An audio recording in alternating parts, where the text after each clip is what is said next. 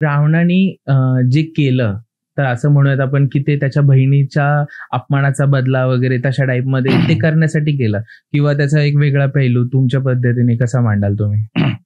सगळ्यात पहिले की रावणाला आपण विलन किंवा डेमन असं ठरवतो ते सीतेला हरण केल्यानंतर, राईट. म्हणजे एकदम एंड, म्हणजे शेवटची त्याची 4-5 महिन्याच्या आयुष्याच्या कालखंडावर त्याचं पूर्ण आयुष्याचं आपण हे करतो. बरोबर. पण ज्यावेळेस वाल्मिकी रामायण किंवा जेव्हा आपण ओरिजिनल कंटेक्स्ट वाचतो, कारण की आपल्यावर जो भडीमार झालाय तो लोककथेचा झालाय. राईट.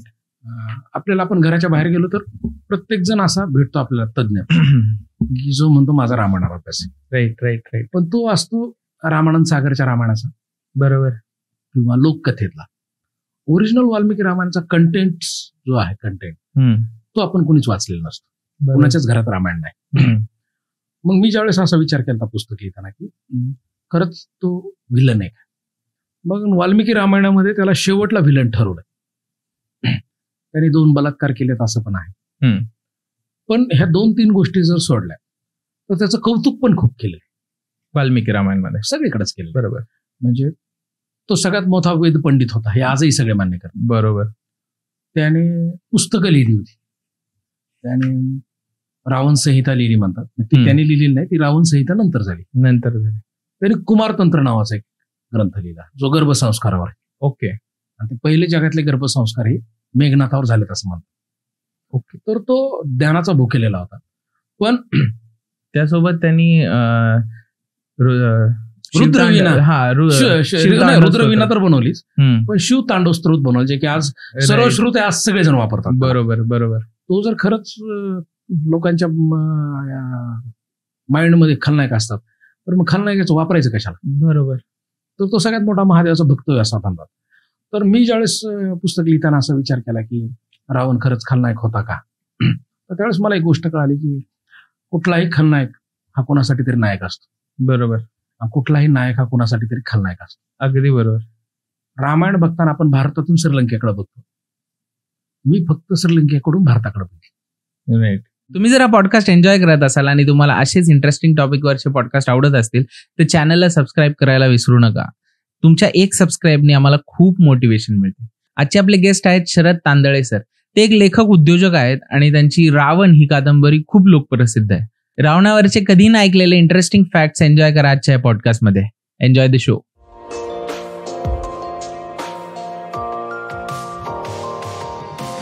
म्हणजे रावणाच्या बाजूला उभा राहून इकडे बघितलं तर त्यावेळेस मला असं लक्षात आलं की त्याची गुण दिसली मला, की तो सगळ्यात मोठा कुटुंब उत्सव होता. बरोबर. म्हणजे त्याचे भाऊ सगळे सोबत होते. तो एकटा सोन्याच्या लंकेत राहिला नाही, अख्खी जनता सोन्याच्या घरात राहत होती असं म्हणतात. आणि युद्धात एकही जण पळून गेला नाही मृत्यू दिसून सुद्धा. म्हणजे तुम्हाला जर सुख सुविधा असतील आणि तुम्ही मरायला लागला तर तुम्ही पळून जाता. बरोबर. कारण तुम्हाला ती सुख उपभोगायची. पण ती सगळी लोक मेली, त्याची सगळी सैन्य मेलं सगळं सुखात असताना. तर मला ते त्याचा एक पॉझिटिव्ह पॉइंट दिसला की अरे तो कुटुंब उत्सव होता. बरोबर. त्याच्याबद्दल असे सीतेला हरण करून त्याने महालात नाही ठेवलं, दासी नाही बनवलं.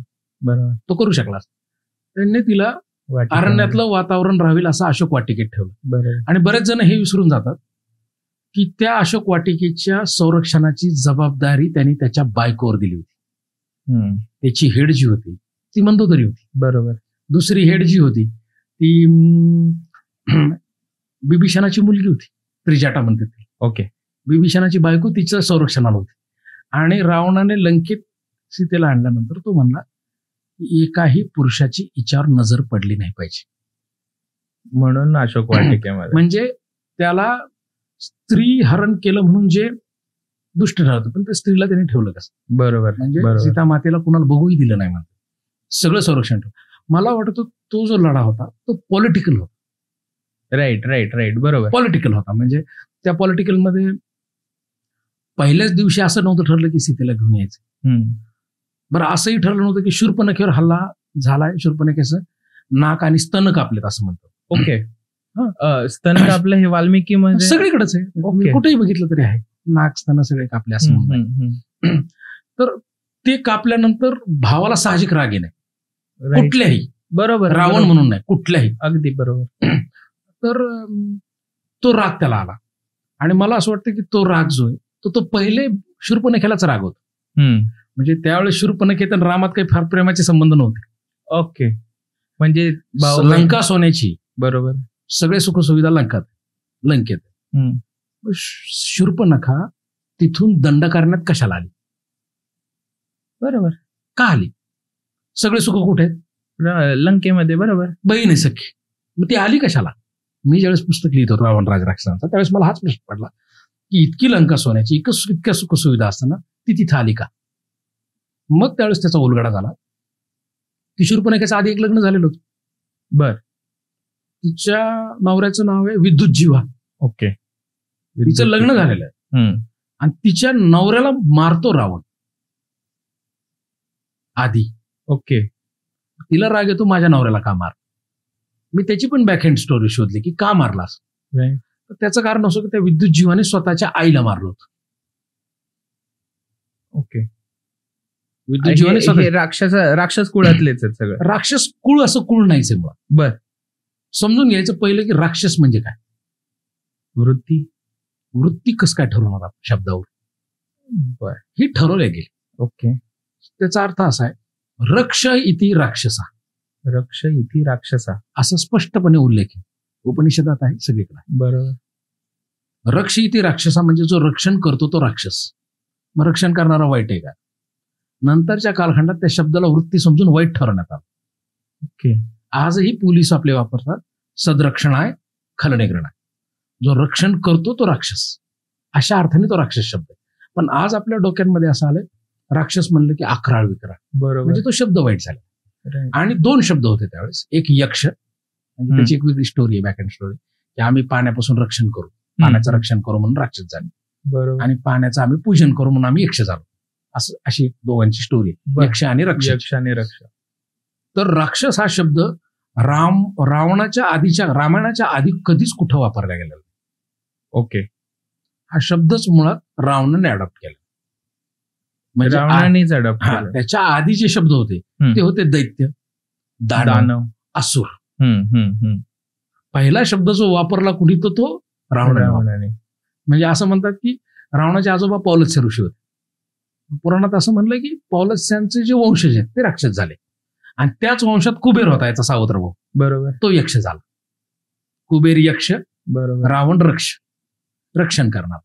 तर हा शब्द वाईट केल्यामुळं आताच्या कंटेक्स्टमध्ये तो मॅक्झिमम वाईट झाला. पण राक्षस शब्दाचा जर मूळ अर्थ काढला तर जे रक्षण करतात, म्हणजे आपण आपल्या कुटुंबाचं रक्षण करतो, जो कोणी रक्षण करतो तो राक्षस, अशा अर्थाने घ्या. तर शूर्पणखा दंड करण्यात आली का? तर ते नवऱ्याला मारलं. मग परत प्रश्न पडला की दंड करण्यात असं कोण होतं तिचं? ती काय फिरायला आलती का? बरोबर, का ती जंगलात राहायला आलती? सगळ्यात महत्वाचं ह्या स्टोरीमध्ये शूर्पणखा का आली तिथून रामायण सुरू आहे असं मला वाटतं. म्हणजे सगळं कॉम्प्लिकेटेड सुरू झाला. बरोबर. मग मी म्हणलं यार शूर्पणखा तिथं का आली? तर शूर्पणखा काही रावणाची सख्खी बहीण नव्हती. ओके, रावणाची सख्खी बहीण नाही, सावत्र बहीण आहे. रावण मुळात हा अनौरस पुत्रामध्ये झालेला आहे. त्यांच्या आईचं विश्रवाचं लग्न झालेलं होतं. बर. तर त्या 3 बहिणी होत्या, कैकसी, पुष्पोटका आणि राखा. ह्या 3 बहिणी होत्या सख्या. ह्या 3 बहिणींपासून ही मुलं झालेली. सख्या बहिणी, त्या सख्या बहिणी त्या दान दिलेल्या आहेत. आणि दान त्यावेळेस स्त्रिया दान द्यायची. राईट. आणि त्या दान दिल्या त्यांच्यापासून झालेली मुलं आहेत. तर यांना वडिलांचं नाव मिळत नाही म्हणून स्वतःला रक्ष म्हणून घेतात. रक्ष, हा, नाहीतर हे मग ऋषी झाले असते. बरोबर. कारण यांचे पिता ऋषी होते, विश्रवाचे वडील पौलस्य.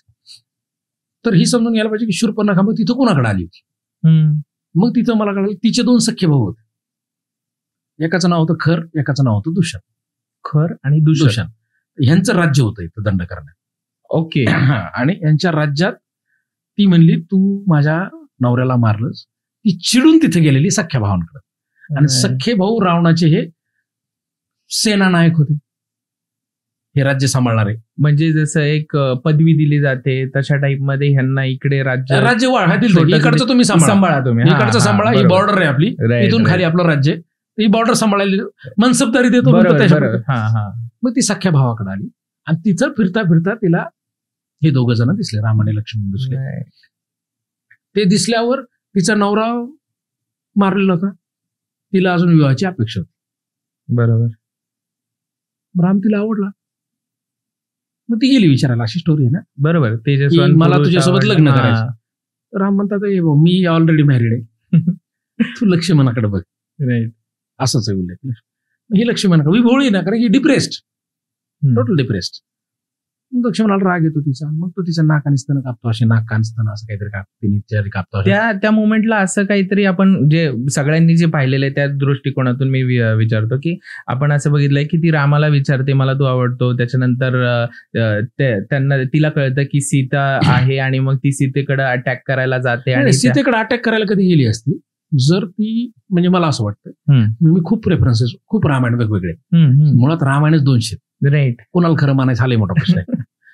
तर जर ती सीतेकडं हल्ला करायला गेली असती तर राम नाही म्हणलं, त्याच वेळेस ती गेली असती. बरोबर. ती लक्ष्मणाला विचारायला गेली नसती. आणि बहुतेक तो तिला म्हणला, लक्ष्मण की अरे ऑलरेडी मी रामाचा दास आहे आणि तू दासाशी काय लग्न करतेस. आय थिंक सो लक्ष्मणाचं आधी लग्न झालेलं ना उर्मिलेसोबत. जसं तरी पण ते म्हणतात की याचं लग्न झालं टाळायसाठी असं. बरोबर बरोबर. मग तिथं त्यांची काही हुज्जत झाली असेल. आता एवढं डिटेल आपल्याला काय सांगता, खरं काय घडलं कोणीच सांगू नाही शकत. बरोबर. म्हणजे जरी मी म्हणलं की असं घडलंय, आपल्याला फक्त रेफरन्सेस माहिती आणि कनेक्ट होतात डॉट, पण संवाद काय झाला हे त्यात सांगता नाही येणार. ते दोघांनाच माहिती, जे लाईव्ह होते त्यांनाच माहिती. तर त्यावेळेस म्हणतात मग ते सीतेवर, मग त्याला काही पण ग्लोरिफाय करता येऊ शकतात. मग त्यांनी हल्ला केला, मग यांनी नाक आणि स्तन कान कापले आणि मग ती रडत खरं दूषणाकडे आली. म्हणजे कुणाकडे आली पहिले, त्याच्या सख्या भावांकडे. सख्या भावांना राग आला, तुम्ही अरे आपण तर इथले राजे, हे कोण जंगलात आपल्या बहिणीवर हल्ला केला डायरेक्ट, आणि बहिणीला मारलं. नॉर्मली कुणालाही राग आहे. बरोबर, अगदी मानवी मेंटॅलिटी. मग हे खरं दूषण आधी लढायला जात आणि खरं दूषणाला मारतात राम आणि लक्ष्मण. एक युद्ध आहे तिथे, छोटं युद्ध. राईट. ते युद्धात ते भाऊ मेल्यानंतर ही त्यांच्या रावणाकडे जाते. रावणाला म्हणते अरे असं असं काय तू इथं बसला साईशमध्ये, सगळं आई शारामात आहेत लंकेत, इथं तुझे 2 भाऊ मेले. सावत्र का भाऊ, तू सावत्र सख्ख समजत नव्हतं. बरोबर. तर रावणाला राग शूर्पणखेच्या नाक कान कापल्यापेक्षा जास्त राग आलता, माझे 2 भाऊ मेले. राईट. त्याचा कोणीच उल्लेख करत. जास्त राग त्याचा हे म्हणला, तू जिवंत आहेस ना, नाक का कापलं जाणार, तू जिवंत आहेस. बरोबर. माझे 2 भाऊ मेले. खरं दूषण आणि शूर्पणखा, त्यांचं रावणाशी जे नातं ते सेम होतं. ते तिघं सख्य होते, पण हे तिघही रावणाचे सावत्र होते. बरोबर. आणि याचं तिघांवरही प्रेम होतं. राईट. तर त्याला जास्त दुःख हे खर दूषणाच्या मृत्यूचं झालं. आणि त्यांच्या सुभेदारांना म्हणा की मारलं म्हटल्यानंतर सुभेदार बी सेकंड म्हणजे भाऊ आहेत ना. हा, ते नंतर, पण पहिले भाऊ आहेत. बरोबर, पहिले भाऊ आहेत. Right right. त्याचा उल्लेख केला की मग सगळं त्याला खलनायक ठरवण्याचं डामाडोल होतं, म्हणून त्याचा उल्लेख नॉर्मली कुणी करत नाही. बरोबर. पण खर आणि दूषण ह्या दोघांच्या हत्येचं सगळ्यात जास्त दुःख रावणाला झालं, कारण की शूर्पणखेची त्याची ऑलरेडी आधी भांडणं झाली. बरोबर. तर त्याला म्हटलं की माझे 2 भाऊ मारले यांनी, पण त्याला नंतर असं वाटतं कपटाने मारले का काय. मग त्याला कळतं की अरे युद्धात मेलेत, म्हणून त्याचा राग कमी होतो. कारण की त्या काळात कपटाने मारल्यावर राग यायचा, युद्धात मेले म्हणले म्हणायचे ओके शूरवीराचं तुला तो मरण आलाय, तू त्यासोबत बॅटलमध्ये हरलास. बरोबर. त्याचं दुःख एवढं कोणी करत नव्हतं.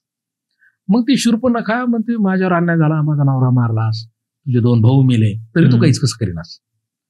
रावणाला असा अहंकार आला की अरे यार 2 लोकांना लढायचे. ते माहिती काढतो ना, 2 लोक आहेत आणि आपण लंकाधिपती आहे. म्हणजे आपण नाही का म्हणत नको छोट्यांना दिला. अगदी बरोबर. मी एवढा पॉवरफुल आहे, कुठे नादी लागता. आणि तो त्यावेळेस पॉवर ट्रान्सफरच्या चक्करमध्ये होता राव. ओके. पॉवर ट्रान्सफर म्हणजे मुलाला लंकाधीश करायचं. मेघनाथाला सॉरी. म्हणजे त्याचं वय त्यावेळेस 60च्या आसपास होतं. बर. मेघनाथाचं रावणाचं. ओके. 60+ असण्याची शक्यता. आणि त्यावेळेस मग तो म्हणतो अरे यार मग आता कुणाला पाठवायचं. म्हणजे त्याच्यामध्येच मी एक विचारतो, हे सगळे आपल्यासारखेच आपल्याच वयाची लोक होती, म्हणजे जे काही शब्द वर्ष सांगतात.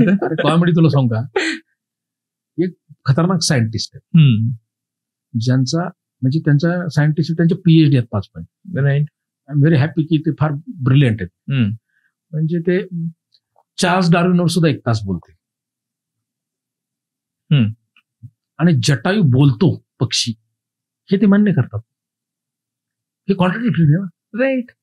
ज्यावेळेस तुम्ही चार्ल्स डार्विन वाचता, तुम्ही मानवी वंश वाचताय, त्यावेळेस तुम्हाला एक पक्षी उडत उडत बोलतो हे मान्य कसं काय होत, पण ते मान्य करतात. म्हणजे लोक बऱ्याचदा दुतोंडी असतात. बरोबर. म्हणजे एकदम स्पष्ट बोलणार नाहीत, पण आपल्या धारणा, आपल्या मान्यता, आपलं जे काय आहे त्याच्यावर स्पष्ट बोलत नाही.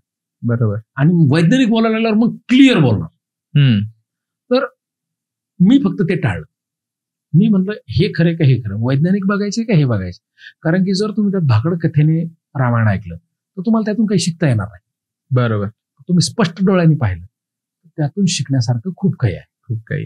म्हणजे ती कथानक जे आहे ते तुमच्या आयुष्यात आजही प्रभाव पाडू शकते. आजही तुम्हाला एखादा निर्णय घ्यायचा झाला तर त्या कथानकातले काही वाक्य जर ऐकले तर तुम्हाला आजही रिलेव्हन्स लावू शकतो आपण, आपल्या रिलेव्हन्स लावू शकतो. पण एकदा भाकड कथा झाली, त्याच्यात चमत्कार आले की मग चमत्कारातून काही शिकायचं. मग ते करमणूक म्हणूनच ऐकलं, मग ते एंटरटेनमेंट झालं. मला वाटतं की रामायण म्हणजे एंटरटेनमेंट बघण्यापेक्षा आयुष्यात त्याचा काय फायदा होतो. बरोबर. म्हणजे आज किती पण जण म्हणतात ना की भाऊ खराब निघला लोक बिभीषणाचं उदाहरण देतात. राईट. मुलगा आदर्श निघला तर रामाचं उदाहरण देते. म्हणजे आजही ते आदर्श मानले जातात. दोन्ही एक आहे, दोघांचे आहे बाप.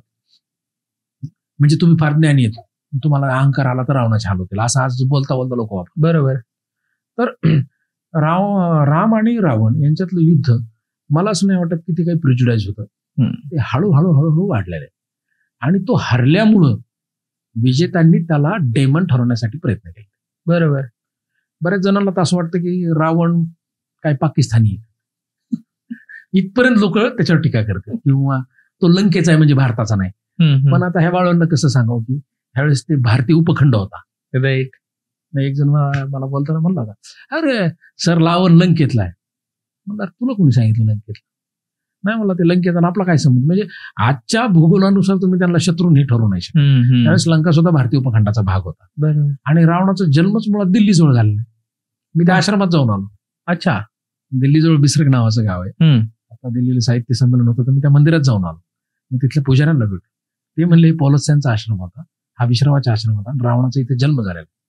आणि तिथे त्यांनी ते मूर्त्या वगैरे ते मंदिर अजूनही जपून ठेवले. तर त्यांची मान्यता आहे अजूनही की रावणाचा जन्म इथं झाला. पुराण आणि रामायणामध्ये जी जागा दाखवली ती सुद्धा त्याच यमुनेच्या किनारी त्यांचा जन्म झाला. ते बरोबर मॅच होत आहे. राईट. तर हा जो वॉर आहे राम आणि रावण झालेली, ही सहज याच्यातून सुरू झालेली वॉर, मग तिला नंतर धर्मयुद्ध म्हणलं गेलं. बरोबर. तर ते काय धर्मयुद्ध असतं तर स्टार्टिंग पासून राम अयोध्येहूनच सैन्य घेऊन आला असतं. बरोबर. धर्मयुद्ध असतं तर भरत सैन्य घेऊन आला असतं. बरोबर. तर मला वाटतं ते काही धर्मयुद्ध वगैरे नव्हतं, कारण दोघंही एकाच धर्मातले होते. बरोबर. बरोबर. हाही पौलच ऋषिकुळातलाच होता, रावण पण. हा पण महादेवाचा कट्टर भक्तच होता. तर हे धर्मयुद्ध नव्हतं. मला वाटतं की हे छोट्याशा मिसअंडरस्टँडिंग मधून झालेलं हे मोठं युद्ध आहे. हा, म्हणजे मी पुस्तकामध्ये लिहिताना रावणामध्ये लिहिलं एक वाक्य की रावण ज्यावेळेस मरताना रामांना कळतं की अरे आपण एक बुद्धिमान माणूस मारला. बरोबर. म्हणजे ती वॉर अशी नव्हती की ती गिल्ट होती, म्हणजे ती आता एक नाही का इगोवर आलेली होती, दोघांच्या इगोवर. बरोबर. आणि मग त्या इगोवर आल्यावर पण रामांनी ज्यावेळेस रावणाला मारलं तर त्यावेळेस राम सुद्धा हा बुद्धिमान पुरुष होता. बरोबर. शत्रुत्व ठेवणार नव्हता, डोक्यात द्वेष नव्हता. रामाच्या चरित्रात एक बघितलं तर कुठंच द्वेष नाही. द्वेष नाहीये तर तो शत्रूबद्दल पण द्वेष नाही. बरोबर. आणि रावण सुद्धा असा की त्याचाही द्वेष नाही. राईट. म्हणजे आज आपण जर पाहतोय भांडणं तर त्यात भांडणं कमी द्वेष जास्त असतो. बरोबर. इथं द्वेष नाहीच आहे. मग मी हे कथानक लिहिताना मी विचार करायचो की कुठंतरी ह्या दोघांचा संवाद झालाय. राम बुद्धिमान आहे, रावण बुद्धिमान आहे, आणि दोघ जण शेजारी बसून बोललेत का नेमकं प्रॉब्लेम काय. बरोबर. बरोबर. ते जर बोलले असते तर 1,00,000-2,00,000 लोक मेले नसते. तर तो मेल्यानंतर रामाच्या तोंडात एक सुंदर वाक्य आहे वाल्मिक रामायणात. तो म्हणतो मरणांती वैराणी. मरणांती वैराणी. ओके. म्हणजे मेल्यानंतर वैर संपतं. बरोबर. मग मेल्यानंतर वैर संपतो म्हणल्यावर लक्ष्मण म्हणतोय अरे भाऊ खतरनाकच आहे यार.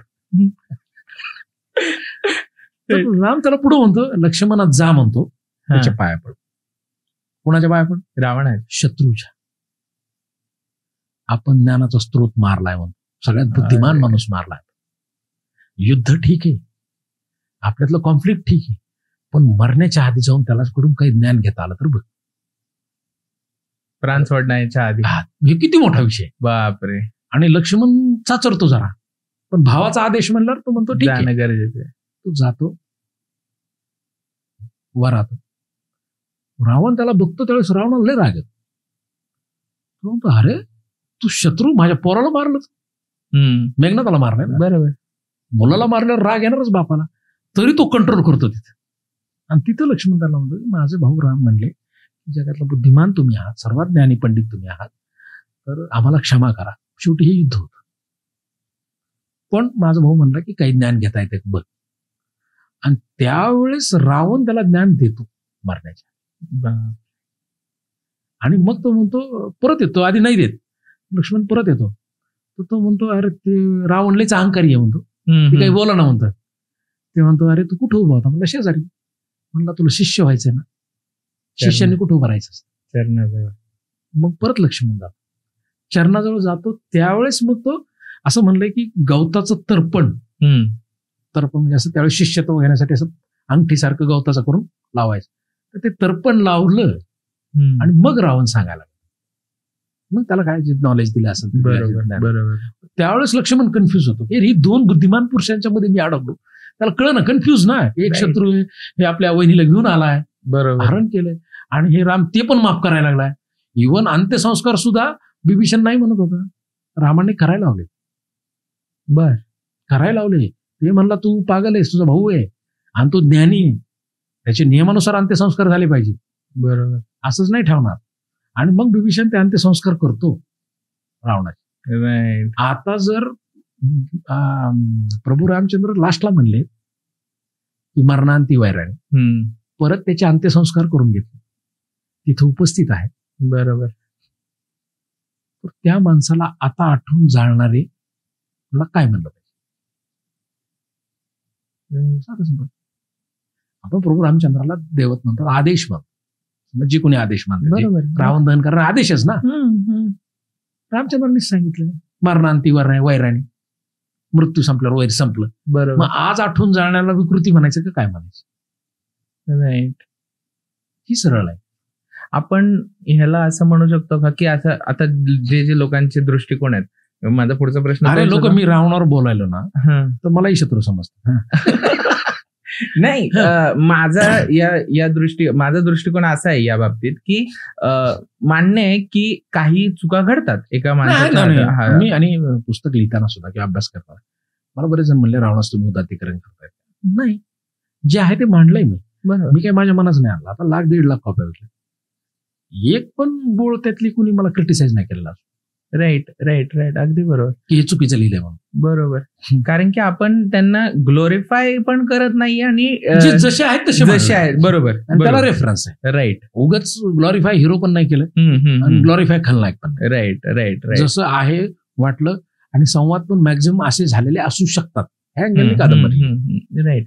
याच्यामध्ये जर जे लोक दरवर्षी रावणाला दहन करतात, रावण दहन होतं, तर ह्याच्या मागचं प्रत्येकाचा दृष्टिकोन हा असतो की आपण, काही लोकांचा दृष्टिकोन हा असतो की आपण त्या विचाराचं दहन करतोय. विचाराचं दहन म्हणजे तो विचार वाईट मांडला म्हणून मग दहन करायचं. त्याच्यापेक्षा खुकार लोक आहेत, वाईट दहन करायला पाहिजे. आणि सगळ्यात महत्वाचं आहे, मला एक गोष्ट म्हणजे कळते, काही जण आता त्याला म्हणतात की दसऱ्याच्या दिवशी रामचंद्र अयोध्येत आलते, त्या तारखा मॅच होत नाही. काही जण म्हणतात पांडव जिंकले म्हणून दसरा आहे, सोनं लुटायचं म्हणून त्या दिवशी केलं जातं. माझा हा प्रश्न येतो की, म्हणजे मला हा प्रश्न पडला, मी कोणाला विचारत पण नाही, मी भानगडीत पडत, मी असा विचार करतो की आपल्याला कळावं. बरोबर. मग मी असा विचार करतो की नवरात्र हा सण कुणाचा? देवीचा, म्हणजे आईचा. बरोबर, 10 देवींचा जागर आहे. देवीचा म्हणजे काळ्या आईचा, आपल्या कुलदैवताचा. हा 10 दिवसाचा सण घटस्थापनेचा आहे.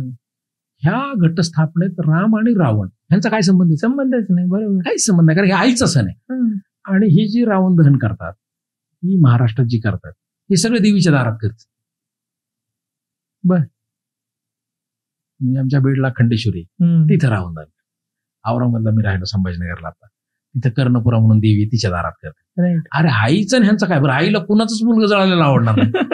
अगदी बरोबर. कोणत्याही आईला कुठल्याही आईचं. बरोबर. तर मलाही कळत नाही की ह्या आईमध्ये हे कुणी घुसडलं असं.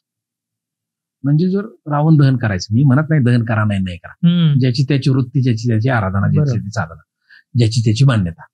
आपण काही कोणाला द्वेष देत नाही, जाळू नकाही म्हणत नाही, जाळा आपला काय संबंध आहे. आपण एक काय म्हणतात जिज्ञासू येतो. बरोबर बरोबर. भारतीय संस्कृतीकडे जिज्ञासूपणे बघतो. जाळाय मला हा प्रश्न पडतो की नवरात्रात आईच्या समोर कशाला जाळा? जाळायचंय तर मग राम मंदिराच्या दारात जाळावं, हनुमान मंदिराच्या दारात जाळावं. बरोबर. आईला का घुसडले त्याच्यात? आणि हे देवीचे देवस्थानचे ट्रस्ट ह्या कथानकाला आईमध्ये का आणतायत? मग मिनिमम जर तुम्हाला आई वाटत महिषासूरमध्ये मग महिष जाळा. बरोबर.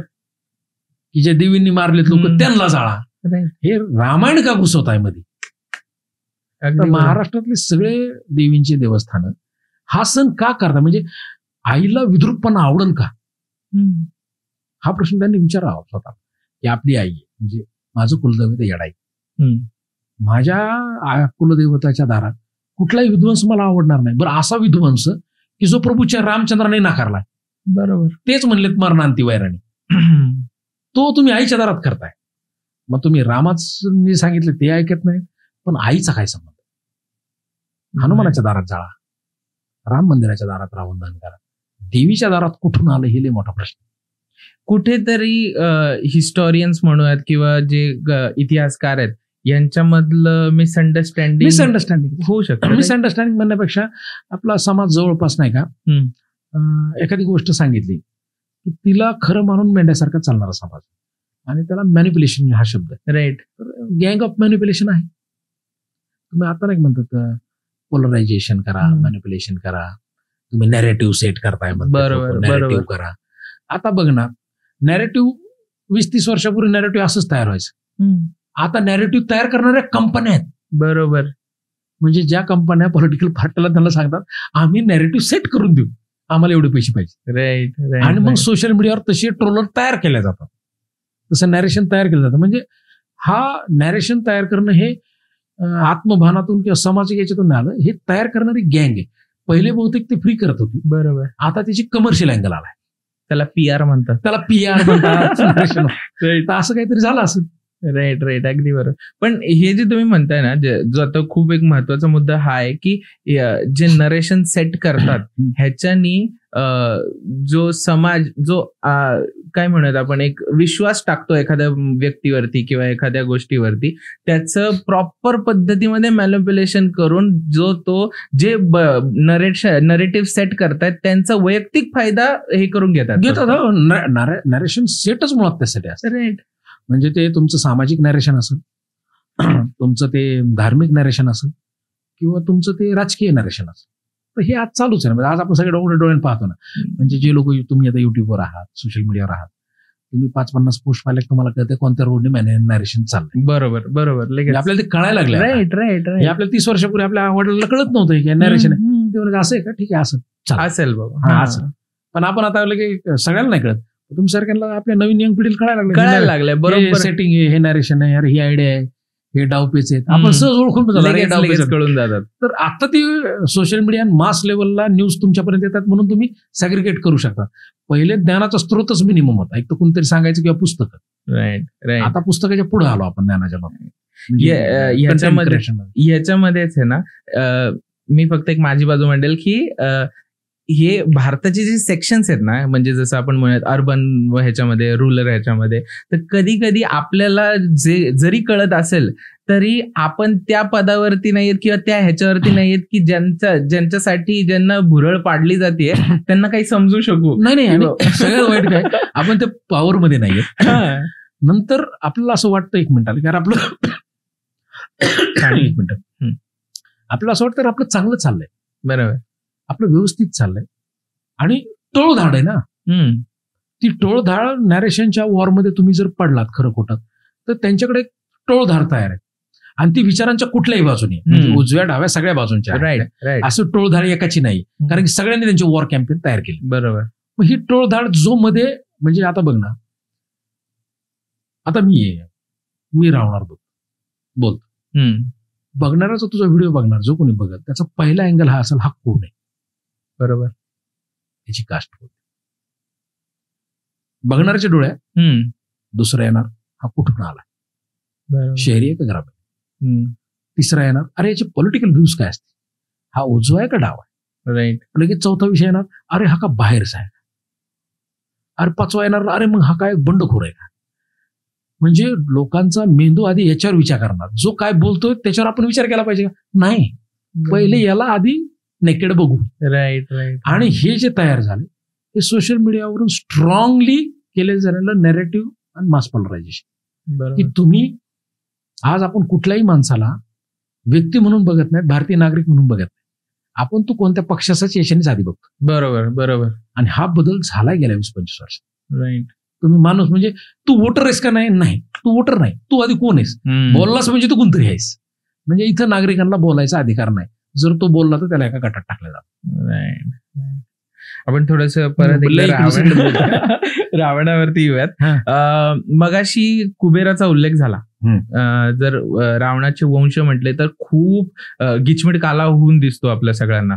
तर मी पुढचा आपण वंशावळीच्या ह्याच्यामध्ये थोडासा प्रश्न आहेत माझे, पण कुबेराचा जो उल्लेख झाला त्याच्यावरती असं म्हटलं जातं की रावणाने कुबेराच्या मुलाच्या बायकोचं काहीतरी एक रेप केला.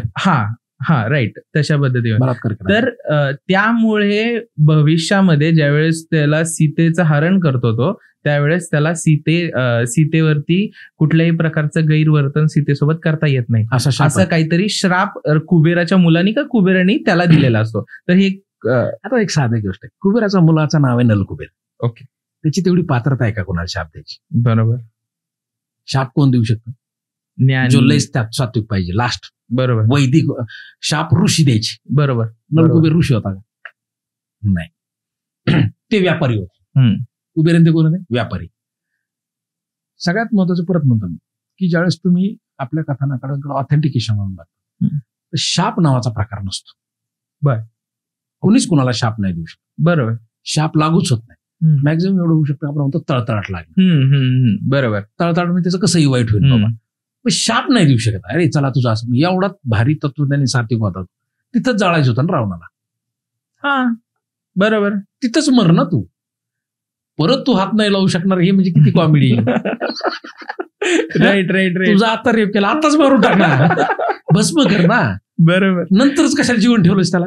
तर सगळ्यात महत्वाचं की ही बोगस स्टोरी. ओके. दुसरं म्हणजे कुबेर त्याचा सावत्र भाऊ. बरोबर. कुबेर आणि रावण हे फॅमिली रंजिश. बरं. दुसरं कोण असं, बरं मग काय गॅरंटी तुम्हाला की जर रावणाने त्याला रेप केलाय तर नंतर नाही केला म्हणून. बरोबर. त्याला जर शाप असता, रावण जर खरं शाप तसला तर ते मानत असत, तो पंडितच होता म्हणलं आणि त्याला सगळंच कळालेलं होतं. राईट. मला ती रावणाची बाजू मुद्दामून लपवल्यासारखी वाटते की सीतेला जे काही संरक्षण दिलं. म्हणजे तुम्ही एक विचारा, एक राजा परत स्त्रीला ज्यावेळेस तुम्ही राज्यात आणतो त्यावेळेस पहिले दरबारात आणते. बरोबर. आणि तिला कैद कानात ठेवते, ही हिस्ट्री. बरोबर बरोबर. त्यांच्यावर बलात्कार केले जातात, त्यांना दासी म्हणून ठेवल्या जातं, गणिका म्हणून ठेवलं जातं. रावणाने तसं काहीच केलं नाही. बरोबर. बरं, त्याच्याकडे लय घर होते, लय भवन होती सोन्याची, आणि त्यावेळेस असं म्हणतात की पृथ्वीवरचं सगळ्यात सुख तिथं होते. तिथं असून सुद्धा त्याने तिला अशोक वाटिकेत ठेवलं. त्याचं कारण एक होतं, त्याला सीता मातेचं पावित्र्य जपायचं. आणि तो वयाच्या 60ला होता, ज्यावेळेस शारीरिक भूक संपलेली असते आणि रावणाची संपलेली नव्हती. पण ज्यावेळेस हनुमान लंकेत जातो सीतेला शोधायला, श्लोक येतात, मी मनाचं नाही माझ्या स्टोरी कुठे, किंवा हे तुम्ही रामायणामध्ये पण दाखवलेलं, त्यावेळेस असं वर्णन आहे की एका रूम मध्ये रावण असं झोपलेला आहे आणि खूप साऱ्या सुंदर स्त्रिया त्याचे पाय दाबतात, त्याच्या अवतीभोवती बसलेल्या. आणि हनुमानांच्या मनात विचार येतात, अरे यातली एकही स्त्री पळून आणलेली नाही दिसत, एकही दुःखी दिसत नाही. बरोबर. आणि तुला डिप्रेशन येतं, कारण त्यांनी बघितलेलं नसतं. तो म्हणतो सीतामाता ह्याच्यात आहे का काय, ते कन्फ्युज होतो, डिप्रेशन मध्ये जातो. बरोबर. आणि तिथून तो म्हणतो यातली एकही स्त्री पळून आणल्यासारखी वाटणार, तिथून तो तणावात जातो अशोक वाटिकेत. विचार करत हे काय हे आता नेमकं सीतामातेला कुठं शोधायचं. राईट. तिथं गेल्यावर त्यांना दिसत तो असा एकदम रिलॅक्स होतो. अरे म्हणजे एक आहे. तर त्याला रावणाला शारीरिक सुखासाठी खूप स्त्रिया होत्या आणि त्या स्वतःहून आलेल्या होत्या. तो लंकाधिपती होता. विशेष म्हणजे त्याचं खूप प्रेम होतं मंदोदरी. हा ह्याचा उल्लेखही आपल्याला मला प्रश्न पडला की मंदोदरी काय होती अशी, का मंदोदरीचं तो सगळं ऐकत होता. तो ऐकत होता का नव्हता ऐकत. तो त्याच्यावर त्याचं बायकोवर प्रेम होतं का नव्हतं. याचं लय सरळ सरळ सरळ सरळ 5-6 पॉइंट्स आहेत. त्याचा पहिला पॉइंट आहे की भारतीय संस्कृतीमधल्या पंचकुलीन स्त्रियांना नाव आहे. पंचकुलीन. ओके. ज्या स्त्रियांना सगळ्यात पवित्र उच्च मानलंय. जर रावण राक्षस आहे, रावण डेमन आहे, तर त्याची बायको पण डेमन पाहिजे. डेमनची बायको डेमन. बरोबर. राक्षसाची बायको राक्षस. मग पंचकुलीन स्त्रियामध्ये तारा, द्रौपदी, सीता, अहिल्या, मंदोदरी. बरोबर. भारतीय संस्कृतीत जो डेमन आहे त्याच्या बायकोला कुठं स्थान आहे? पंचकुलीन स्त्रियांमध्ये स्थान. पंचकुलीन स्त्रियांमध्ये. आता जे आपल्या ऋषींनी पूर्वजांनी जे लिहिले असेल पंचकुलीन, काही तर विचार करून मंदोदरीचं नाव घेतलं असं. बरोबर. तिला कुलीन म्हणलं एकदम. जर रावण लय वाईट आहे तर त्या कुलीन स्त्रीने त्याला सोडून दिलं असतं. बरोबर. ती शेवटपर्यंत आहे. म्हणजे इव्हन रणांगणात येऊन रडती मेल्यावर. रावण मारताना ती येऊन बसली. म्हणजे याचा अर्थ असा आहे की ही आपल्याच परंपरेतली आहे. म्हणजे अजून एक कॉमेडी लई बघ. आता तू मालिका बघ टीव्हीवरच्या. म्हणजे हे डायरेक्टर आपल्याला काय दाखवायले. राईट. आणि स्टोरीचं काय म्हणतो ना, लिबर्टी वापरतात. बरोबर. म्हणजे आता त्या डायरेक्टर रामायण पिक्चर लिबर्टीच वापरली ना. तर ह्या लिबर्टीमध्ये काय दाखवते आपण त्याचं भान नाही. म्हणजे उदाहरणार्थ मी हनुमानावर एक आता पाहिलं टीव्हीवरच गेला काही दिवस. हनुमान दाखवायचा तर त्याला असं माकडच तोंड दाखवतो. बरोबर. हनुमानांच्या वडिलाला पण असं हे दाखवतो, सुग्रीवाला हे दाखवतो. आणि हा बाल हनुमान दाखवलाय. बाल हनुमान अंजनीच्या हातात. तर अंजनी एक सुंदर स्त्री दाखवली. मला एक प्रश्न पडला की मानवाच्या पोटी माकड जन्माला येईल का माकड चेहऱ्याचा? नाही. मग त्या डायरेक्टरने मिनिमम जर तुम्हाला हनुमान माकडाच दाखवा तर अंजनी पण तशीच दाखवा. बरोबर. तू कुठेही फोटो बघा अंजनीच्या सुद्धा. मग अंजनीचा चेहरा तुम्ही मानवी दाखवता, मग हनुमानावर का अन्याय करता? बरोबर. हनुमान माणूस म्हणून का नाही दाखवत? जर तुम्हाला हनुमान माकडाच्या रूपात दाखवायचं, वानर रूपात दाखवायचं, तर त्याच्या आईला पण दाखवा. अगदी बरोबर. ते कॉन्फ्लिक्ट होतं. पण मालिका बघणारे बघते त्यांना वाटतं ठीक आहे बरोबर, पण जेनेटिकली ते पॉसिबल नाही. राईट. तुम्हाला वानरच दाखवायचं आहे हनुमान, तर मग त्याची पूर्ण फॅमिली वानर दाखवा, आई पण वानर दाखवा. तर हे जे आहे ना, हे तुम्ही व्हिज्युअलाइज मुळे तुमचे बरेचसे कन्फ्युजन तसेच राहतात. तुम्ही कन्फ्युजन मध्ये मग आपल्याला वाटतं आपल्याला अभ्यास आहे. मग ह्या सगळं तुम्ही जे म्हटलात आता की कंटेंट लिबर्टीच्या नावाखाली जे काही गोष्टी दाखवल्या जातात त्याच्यामध्ये वेगळ्या पद्धतीचे, जसं मगाशी आपण म्हणत होतो, त्याच्या वेगळे नरेटिव्ह पण सेट केले जातात लोकांनी बघण्यासाठी. नाही, आणि भ्रम तयार केला. माझी इच्छा आहे की रामायण हे मूळ कथानक आहे, जे एक तुम्हाला आजच्या जीवनामध्ये आदर्श घ्यायला खूप चांगलं आहे. बरोबर. खूप सारे श्लोक असे आहेत की तुम्हाला ते आज डिप्रेशनमध्ये, तुम्ही संकटात सापडल्यावर, नातेसंबंधामध्ये वागताना तुम्हाला ते खूप ठिकाणी फायदा होतो. पण जर तुम्ही ते असं चमत्कार दाखवले तर तुमचं मॅक्झिमम लक्ष चमत्काराकडे वळतं. बरोबर. मग तुम्ही आता रामाने दशरथाचा एका शब्दात ऐकलं, म्हणजे बापाचं मुलाने एका मिनिटात ऐकलं. आज आपण म्हणलं तर तेव्हा ते राम होते. बरोबर. म्हणजे काय, ते देव होते ना, देव ऐकले असते. तर हे असं होतच ना. राईट. हे ह्याला असं म्हणता येईल आपण की चमत्कार वगैरे लोकांनी जास्त करून ऐकावं किंवा स्टोरी जावी त्यांच्यापर्यंत म्हणून केलं असं. आणि तीच ना, भारतीय स्वभावच मुळात सत्य शिष्यासारखं वाटतं कानात टाकताना. आणि आपल्याला, आपण समाजप्रियत आहोतच, पण आपण एंटरटेन प्रिय बी आहेत. आपल्याला कशात पण एंटरटेनमेंट पाहिजे. राईट. सगळ्या गोष्टी म्हणजे सत्य म्हणलं की आपला मेंदू भीतो, घाबरतो. आपल्याला वाटतं आपल्या धारणा तुटतात का काय. अरे आपल्याला तर मजा बघायची सवय, उडताना बघायची सवय, मग ती भीती असते. ते कमकुवत बुद्धीचं लक्षण असतं. राईट. अगदी बरोबर. आता ह्याच मध्ये आपला अजून एक उल्लेख झाला, ज्यावेळेस हनुमान रावणाच्या लंकेमध्ये प्रवेश करतात त्यावेळेस. आज आणखीन एक खूप अशी एक कॉन्ट्रोवर्शियल किंवा अशी एक विचित्र म्हणणं असतं की रावणाने शनी, आता शनीची 7.5 बऱ्यापैकी ह्यांना सुरू आहे, मलाही सुरू आहे, तर त्याच्यामध्ये असं म्हणतात की शनीला सगळे घाबरतात, आणि तर मग रावणाने स्वतः शनीला कैदेत ठेवलं होतं, आणि त्या प्रसंगामध्ये काहीतरी शनी सुटतात का हे होतात असं सांगितलं. बरं, स्टोरी सांगतो तुला. तू पुस्तक वाचलं नाही, वाचत मजा येईल. तर काय होतं की ज्यावेळेस मेघनाथ जन्म घेतो असं, तर त्यावेळेस शनीने ग्रहांची दशा बदलली जन्माची, की याला तरुणपणातच मृत्यू येईल असं म्हणतात. त्याचं कारण मला असं वाटतं की बहुतेक त्यांनी गेम प्लॅन केला असं, मेघनाथ जन्मला की त्याला मारायचं, राईट, बाप एवढा डेंजर, पूर्व किती डेंजर होईल. पण ते रावणाला कळतं. आता उदाहरण साधं आपलं, की माझ्या मुलाला जर कोणी मारतो म्हणलं तर माझा राग टोकाला जाईल, बरोबर. मग रावण काय करतो, शनीने त्या सगळ्यांना पकडून आणतो आणि जेलमध्ये ठेवतो, आणि शनीला उलट टांगलंय, उलट टांगलं. किती वर्ष टांगलंय तर माझ्या 16-17 वर्ष टांगलं, रोज मारत होता. माझा राशी स्वामी, माझी आई म्हणली शनी, आई म्हणली तू तुझ्या राशी स्वामीला उलट टांगले म्हणून लिहिलेस, तेवढं काढ. म्हणलं आई, जे केलंय ते केलंय, बरोबर, आणि शनीला थोडी आवडणार आहे मी खोटं बोललेलं, जर हाय शनी तर, बरोबर, जे लिहिलंय पूर्ण ते, मग नाही तर मग पुराण किंवा रामायणात लिहिलं नाही चुकीचं लिहिलंय असं म्हणा, बरोबर, तर दोष मला लागणार नाही. तर तो त्याला मारतो 14 वर्ष. त्याचं कारण होतं की मुलाबद्दल बोललाय, मुलाला मारायचा प्लॅन केला, मुलाला अल्प आयुष्य मिळावं असे.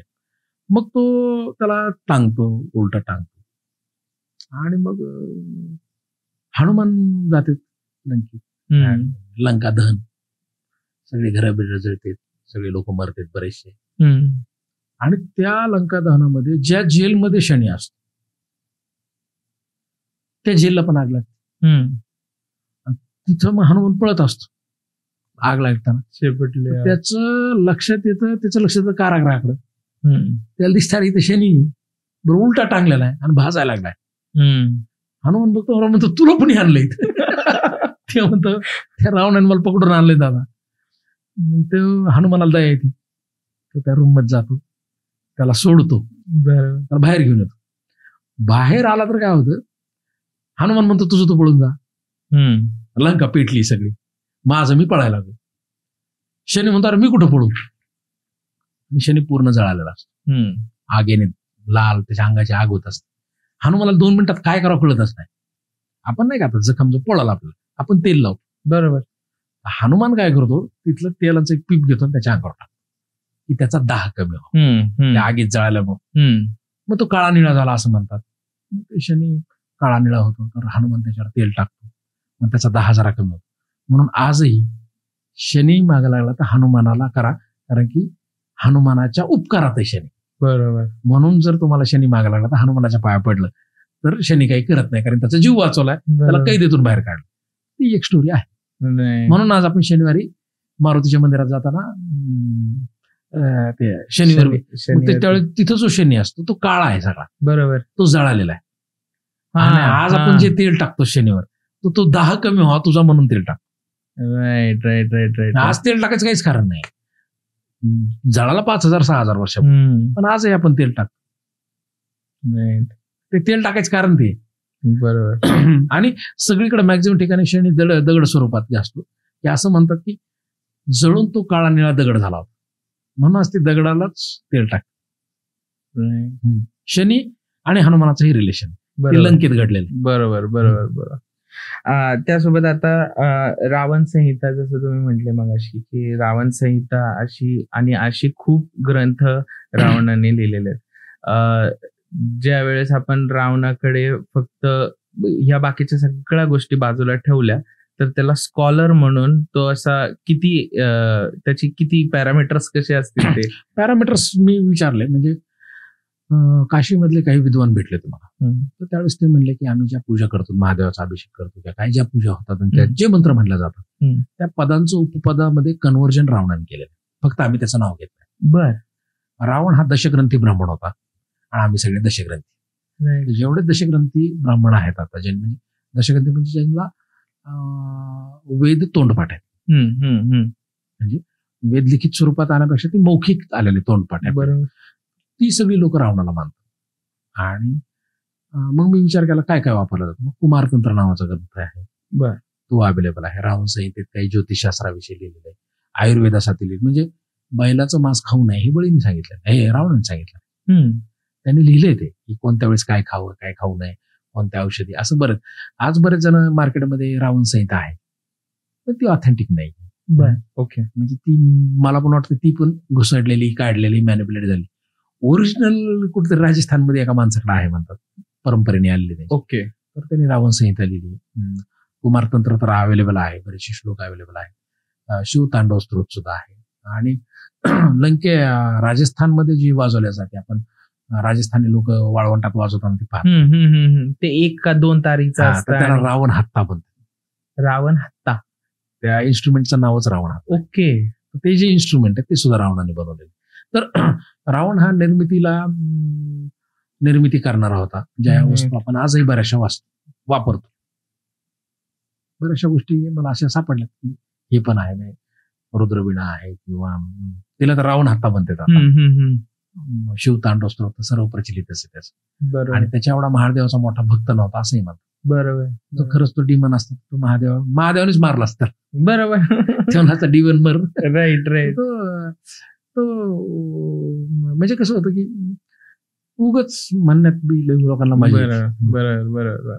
मग अशी जसं आपलं मेघनाथाचा हे उल्लेख झाला होता, तसं शनीला स्वतःहून मी फक्त एक असंच विचारतोय की सगळ्यात महत्वाचं काय माहिती का, रावण हा माझा आवडता ग्रंथ आहे.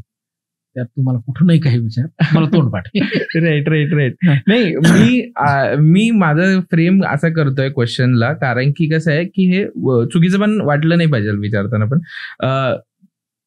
अशा पद्धतीमध्ये मला विचारायचंय की ज्या वेळेस देवांनी किंवा शनीनी ज्यांची पोझिशन बदलली त्यांची, असं म्हणूयात की मेघनाथाचं तरुणपणेच मृत्यू व्हावा वगैरे, आणि हे बदलण्याच्या मागे किंवा कोणी देव असतील की बाबा तो पुढे जाऊन इंद्रजित इंद्राला जिंकणार, कैद करून आणलं, तर हे सगळं त्यांना आधीच कळालं असेल की हे आधीच पुढे भविष्यात असं घडू शकतं, म्हणून ह्याला आधीच अशा पद्धतीमध्ये बरं हे करा. आणि त्याला माहित होतं हे गर्भसंस्कार पण करणार, लहानपणापासून सगळं शिकवणार आहे. राईट. मग त्याचा बापाचं प्रेम की माझा मुलगा हे सगळं करणार आहे, शूरवीर होणार आहे, आणि ते कशावरती होणार, कशा म्हणजे कुठल्या आशीर्वादाच्या भरोशावरती नाही, तर स्वतःच्या मेहनतीने होणार आहे. आणि त्याच्यासाठी जर आधीपासून कूटनीती चालू असेल तर मग मी काय यांना सोडू शत्रूला, म्हणून काही मारून नाही टाकलं, अगदी काही ठेवलं. राईट. म्हणजे हा पण एक विचार करू शकतो आपण, असं करू शकतो त्या प्रसंगावरती. बरोबर. राईट. जसं आता तुम्ही म्हणत होतात की तो रावण वीणा जी आहे, रुद्रवीणा जी आहे ती, तर तशा पद्धतीमध्ये तो वेद आणि म्युझिक ह्याच्यामध्येही तो मास्टर होता. मास्टर. राईट. म्युझिक मध्ये मास्टर, वेदांमध्ये तर सगळ्यांनी, म्हणजे प्रभू रामचंद्र विषय वाटला म्हणजे त्याच्या एवढा ज्ञानी कोणी नाही. प्रभू रामचंद्र म्हणले म्हणजे बाकीच्या काही विशेष ज्ञानी होता का नव्हता. तर तो माहेश्वरी नावाचा यज्ञ करतात त्याकडे. ओके. तर तिथं त्याला बोलवलेलं. तर त्या यज्ञात ते सगळेजण म्हणतात की आता ते यज्ञ, तो म्हणतो कुणाचा यज्ञ आहे, तो म्हणतो महादेवचा यज्ञ चालू. तर तो त्या यज्ञावर हल्ला करायला आलेला असतो रावण.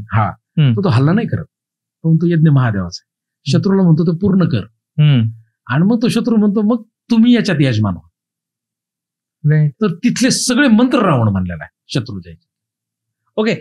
आता मी हा पुढचा प्रश्न हा विचारणार होतो, आपण ह्याला थोडंसं बॅक येऊयात की असा प्रसंग असा ऐकून आहे की हे राम स्वतः युद्धासाठी, ती एक कथा आहे बरं का, ती वाल्मिकी रामायणात नाहीये. ओके. पण ती कथा आहे.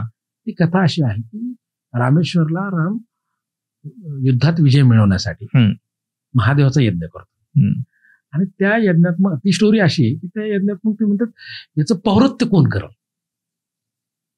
तेजस्वान पंडित कोण आहे आता. मग ही गोष्ट कळते रावणाला, अरे रामेश्वरच्या जवळ राम महादेवाचा यज्ञ करतो, हे महादेवाचा कट्टर भक्त. बरोबर. हे म्हणतो आपल्या शत्रूने जरी महादेवाचा यज्ञ केला, तो यज्ञ महादेवाचा आहे ना, बरोबर, तो खराब नाही झाला पाहिजे. मग ते म्हणतात पांडित्य कोण करणार, पौरत्य करला माणूस पाहिजे ना. रावण स्वतःहून जातो, हे नाही बोलवत, तो स्वतःहून जातो. म्हणजे असं सांगितलेलं आहे की रामाला कळतं की केवढा तेजस्वान पंडित आहे आणि राम नाही निरोप पाठव. ओके, हा जातो स्वतःहून आणि हा म्हणतो मी पौरत्य करतो. राम पण कन्फ्युज होतो, सगळेच कन्फ्युज होते. बरोबर, अरे शत्रू आहे, आम्ही तुलाच मारायला गेलो, तुला मारायसाठी यज्ञ करायला. ते म्हणतो महादेवाचा आहे ना, जय पराजय नेक्स्ट स्टेप आहे. ज्यावेळेस ते यज्ञ करायला सुरू करते, ही स्टोरी वेगळी आहे, म्हणजे मला किती ऑथेंटिक आहे माहित नाही, पण ही स्टोरी आहे. तर ह्या स्टोरीत रावण काय म्हणतो, अरे पण यज्ञ करायला आहेत महादेवाचा, तुला तो सिंगल करता नाही, पती पत्नीला. बर, काय पती पत्नी लागतात, सिंगल यज्ञ नाही करता. बरोबर. तो म्हणतो मी सीतेला घेऊन येतो. ओके. मग त्या यज्ञात असं म्हणतात, महादेवाच्या यज्ञात, की सीतेला घेऊन येतो रावण यज्ञासाठी. हा, यज्ञात ते सोबत बसतात, राम आणि सीता, आणि त्याचं पौरत्य रावण करतो. आणि तो यज्ञ झाल्यावर तो परत सीतेला जातो, म्हणतो युद्धात घेऊन येतील वापस लढाईत. अशी पण एक स्टोरी आहे. पण ही व्हॅलिड नाही वाटू शकत. व्हॅलिड नाही वाटत, पण आता ही लोकांना माहिती आहे, लोक चर्चा करतात तिच्यावर. मला ती मी पुस्तकात घेतलेली नाही, पण ती आहे. ती एक स्टोरी. अजून एक खतरनाक स्टोरी की सीता ही रावणाची मुलगी अशी प्रचलित दक्षिण येते सगळ्या. हा, बरोबर. ऐकून कंबंड म्हणून एक रामायण आहे, त्या कंबंड रामायणात असं म्हणलंय की सीता ही रावणाची मुलगी होती. आता जर तुम्ही सीता रावणाची मुलगी होती हे जर कन्फर्म समजलं, तर त्यांनी तिला अश्लील नजरेने बघितलं, हे सगळं संपून गेलं. बरोबर. मग तिच्यावर शापन फिपन हे सगळेच आयटम संपले. मुलगी म्हणल्यावर, आणि सगळ्यात महत्वाचं ती स्टोरी दक्षिण भारतात प्रचलित. आणि असे मला माहिती आहे की मलाही मुलगी आहे, माझ्या मुलीने जर विचार केला की माझ्या मुलीचा नवरा ते, मी त्या नवऱ्याला मारणार, त्यासोबत लढणार नाही, त्याला म्हणून ही लंका तुलाच राहू दे, मुलीला गोष्ट. बरोबर. तर ती एक स्टोरी आहे, पण आता ती किती खरी मानायची काय माहिती. मग त्याच्यानंतरच ते युद्धच झालं नसतं ना, झालं ते म्हणलं असं जावं बापू या, हे तुमचंच आहे. ती स्टोरी आहे. आपण जसं आता रावणाचं सगळ्या गोष्टी बोलतोय, तर ह्याच्यामध्ये अहंकार आहेच. रावणाला टोकाचा अहंकार झाला होता, तो मी मांडलाय, पोर्ट्रेट केलाय, पण तो अहंकार पहिल्या दिवशीपासून नाही. बर. हा, म्हणजे आपण एखादा माणूस म्हणतो हा अहंकारी, तो जन्मजात अहंकारी कुणीच नसतं. बरोबर. तुम्ही आता लोक आपण आईस पैसला पाहतो, अहंकारी म्हणतो एखाद्या माणसाला. का म्हणतो अहंकारी? एक तर तो आपला ऐकत नसतो मग, बरोबर, किंवा तो आपल्या झाशात येत नसतो. त्याच्या मागे हेच दोन लॉजिक असतात. मला असं वाटतं की रावण हा खूप शक्तिशाली. आता तुम्ही बघा, मी पण खूप लोकांना भेटलोय, मी असं पर्सनली घेऊ नये, पण एखादा माणूस खूप बुद्धिमान आहे, PhD, डॉक्टरेट, लय अभ्यास, तुम्ही त्याला भेटायला गेले आणि त्याला म्हणले काका 2 अधिक 2 किती सांगा बरं, तर बावळाट आवटीतून बाहेर जाऊन मी म्हणणार हा फार अहंकारी. बरोबर. म्हणजे आपण कोणत्या अँगलने बोलतोय, कोणत्या अँगलने संवाद करतोय त्याच्यावर सुद्धा लय डिपेंड असतं. अगदी बरोबर. म्हणजे आपण बऱ्याच जणांना, हुशार लोक, हुशार डॉक्टर्स, हुशार वकील, तुम्हाला 2 ओळीच्यावर बोलत नाहीत, कारण की त्यांना 2 वाक्यात तुमचं कळतंय. आपणच ग्लोरिफाय करायला सुरू करतो, ते बस कर ना, मग आपलं वाटतं किती अहंकार आहे. बऱ्याचदा अहंकार रावण होता का, तर अहंकारी होता. बहुतेक तो टोकाचा ज्ञानी होता म्हणून अहंकार होता, टोकाची संपन्नता होती म्हणून अहंकार होता, टोकाचा पराक्रमी, टोकाचं शस्त्र सामर्थ्य होतं म्हणून तो अहंकारी झाला असं. आणि मला नाही वाटत की तो लहानपणापासून शेवटच्या श्वासापर्यंत फक्तच अहंकारी होता, कारण की मला म्हणजे त्याच्यावर माझं लॉजिक, जो माणूस कलेत असतो, म्हणजे गायन, ज्ञान, आणि तो कोणाच तरी टोकाचा भक्त असतो, जो लीन होतो, महादेवासमोर तो लीन झालेला आहे, तर अशी माणसं जास्त अहंकारी नसते. बरोबर. फक्त ते तुमच्या झाशात येत नसते. राईट. आपला अहंकारी वाटू शकतो. मग रावण ह्या अँगलने अहंकारी असू शकतो. ह्याच्यामध्येच जसं शिवभक्त म्हटलं जातं रावणाला, तर असं एक कथा आहे ज्याच्यामध्ये की मुरुडेश्वरला जो शिवनी स्वतः रावणाला जो लिंग दिलेला आहे की बाबा तू ह्याला खाली ठेवू नकोस आणि तू अमर राहशील वगैरे त्या सगळ्या गोष्टी, तर ते कुठल्या टाइम स्पॅम मध्ये आपण मांडू शकतो का? ते आता ती एक खूप आधीची गोष्ट असेल स्टोरी त्याच्या मला फेक आयुष्यातली. स्टोरी वाटते. ओके. फेक स्टोरी याच्यामुळे वाटते की जगातला सगळ्यात मोठा पंडित, एक नंबर, एक कॅरेक्टर, बरोबर, आणि देव के देव, सृष्टीचा निर्माता, बरोबर, दोघांमधला संवाद आहे. दोघं इतकं बालिश गप्पा नाही मारणार. बरोबर, हे तो लिंग तिथून खाली ठेवू नको. बरोबर, बरोबर, अगदी बरोबर. एक कोण आहे वेदोगा पंडित, आणि बरोबर, दुसरा कोण आहे निर्माता. बरोबर. आणि ह्या दोघांमध्ये इतके बालिश चर्चा होते, हे शिवलिंग खाली ठेवू नको, हे नको. ते कशावर बोलले असतील? तत्वज्ञानावर बोलले असतील, पुढच्या बरोबर, लॉजिकवर बोलले असतील, निर्मितीवर बोलले असतील.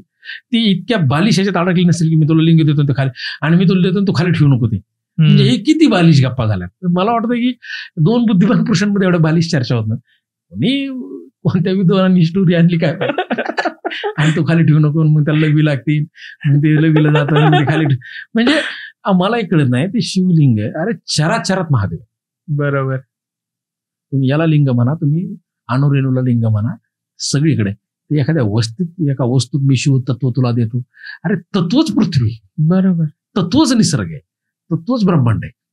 तू वेगळं काय तत्व त्यात काढून देणार?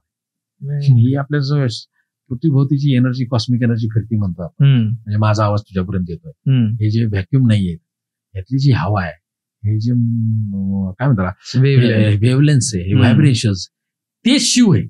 बरोबर. जर ते शिव आहे तर हे लिंगात ठेवलं आणि खाली ठेवू नको. मला तिला पांचट स्टोरी वाटते. लॉजिक आहे ना. दोन एवढे बुद्धिमान आहेत, ते लिंगात येऊन बसते ना. राईट. हे तिसरी चौथीचे पोरं विचार करू शकतात. राईट, राईट, म्हणजे तिसरी चौथीचा ज्याचा बुद्धिअंक त्याला ती खरी वाटत. बरोबर. जसं आता आपण नॉर्थ इंडिया आणि साऊथ इंडिया यांच्या दृष्टिकोनावरती बोलतो, तर नॉर्थ इंडियामध्ये खूप रावणाला प्रॉपर पद्धतीमध्ये विलन बनवलेलं आहे आणि त्याला नाही सगळ्यांनी नाही केलं, काही लोक आतून मानतात पण. Okay, okay. मानतात म्हणण्यापेक्षा की त्याची बाजू समजून घ्यायचा प्रयत्न करतात. कसं होतं म्हणजे मला बरेच जणांना असं वाटलं की मला भयंकर ट्रोल केला. ज्यांच्या रामायणावर अभ्यासक आहेत, म्हणजे जे ओरिजिनल रामायणावर अभ्यासक आहेत, ज्यांनी रामायणाचे 12 खंड पाहिलेत, रामानंद सागर पाहून विद्वान झालेला नाही, ओरिजिनल खंड वाचलेला, बरं, ते सगळ्यांनी कौतुक केलं पाहिजे. जे चौकट न तोडणं कशाला म्हणतात. तर हा असे 2 पाठ आहेत ज्याला आपण वर नॉर्थला सगळे रामाला मानतात. म्हणजे त्यांनी त्याला पॉलिटिकल सेन्स पण करून घेतला. बरोबर. पॉलिटिकल आयडिओलॉजी मध्ये पण वापरून त्याचा सगळीकडेच वापर, म्हणजे देवांना रामचंद्राचा वापर त्यांच्या फॅमिलीपेक्षा आता लय झाला. नाही, ही माझा दृष्टिकोन आहे. ही खूप वर्षांपासून चालत आलेली परंपरा आहे की पॉलिटिकल व्ह्यू साठी देवांचा वापर हा सर्रास केला जातो.